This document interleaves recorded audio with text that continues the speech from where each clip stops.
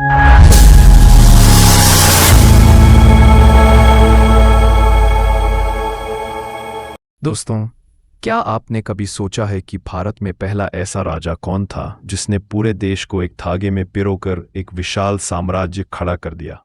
वो राजा जिसने एक साधारण लड़के से उठकर पूरे आर्यावर्त पर राज किया। जी हाँ, हम बात कर रहे हैं महान सम्राट चंद्रगुप्त मौर्य की। चलिए आज जानते हैं उनकी पूरी कहानी, जन्म से लेकर सिंहासन तक और फिर तख्त छोड़ने तक का अद्भुत सफर। द प्रीवियस यूजर ऐसे चंद्रगुप्त का जन्म और बचपन। चंद्रगुप्त का जन्म लगभग 340 ईसा पूर्व में हुआ था। कुछ इतिहासकार मानते हैं कि वो मौर्य वंश के थे और कुछ कहते हैं कि वो एक सामान्य परिवार से थे। बचपन से ही उनमें एक अलग ही तेज था। गांव के लोग कहते थे, ये बच्चा साधारण नहीं है, इसमें कुछ खास है। लेकिन बचपन आसान नहीं था। गरीब परिवार, संघर्ष और मुश्किलें, मगर इन्हीं मुश्किलों ने चंद्रगुप्त को मजबूत बनाया। चाणक्य से मुलाकात। अब असली कहानी शुरू होती है जब चंद्रगुप्त की मुलाकात होती है आचार्य चाणक्य से। चाणक्य, जिन्हें कौटिल्य या विष्णुगुप्त भी कहा जाता है, एक महान गुरु और राजनीति के माहिर थे। कहानी है कि चाणक्य ने चंद्रगुप्त को खेलते हुए देखा। वो देख रहे थे कि ये लड़का बच्चों के साथ राजा रानी का खेल खेल रहा है और हमेशा राजा बनता है।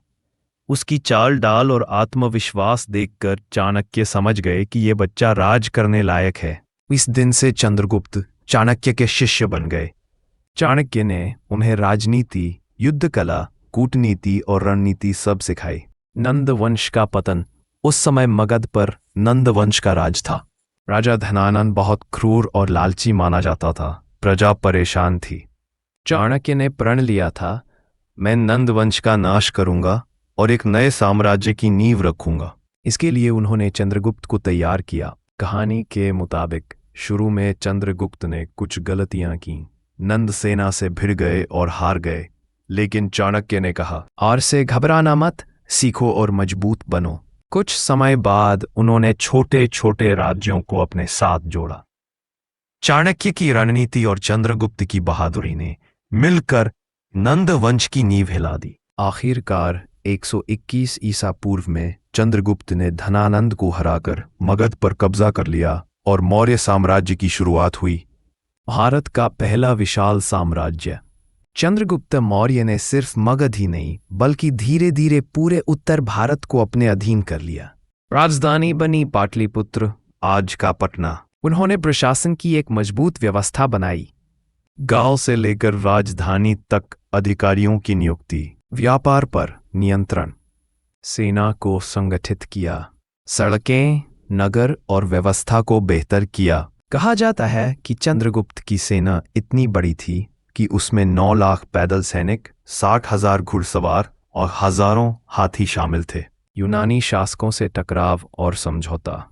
उस समय सिकंदर, अलेक्जेंडर भारत पर आक्रमण कर चुका था। सिकंदर तो जल्दी वापस चला गया, लेकिन उसके सेनापति सेल्यूकस निकेटर ने भारत पर हमला करने की कोशिश की। चंद्रगुप्त ने उसे भी हरा दिया। फिर एक समझौता हुआ। सेल्यूकस ने अपनी बेटी की शादी चंद्रगुप्त से करवाई और बदले में भारत और यूनान के बीच मैत्री संबंध बने। जैन धर्म की ओर रुझान।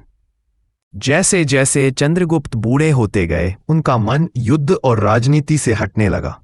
उन पर जैन धर्म का प्रभाव पड़ा, खासकर आचार्य भद्रबाहु का। उन्होंने अपना तख्त अपने बेटे बिंदुसार को सौंप दिया और खुद दक्षिण भारत, कर्नाटक चले गए। कहा जाता है कि उन्होंने जैन साधुओं के साथ श्रवणबेलगोला में कठोर तपस्या की और वही समाधि ली। अधिमानिका के महानता। दोस्तों, चंद्रगुप्त मौर्य सिर्फ एक राजा नहीं थे, बल्कि भारत के पहले ऐसे सम्राट थे जिन्होंने पूरे आर्यावर्त को एक सूत्र में बांधा।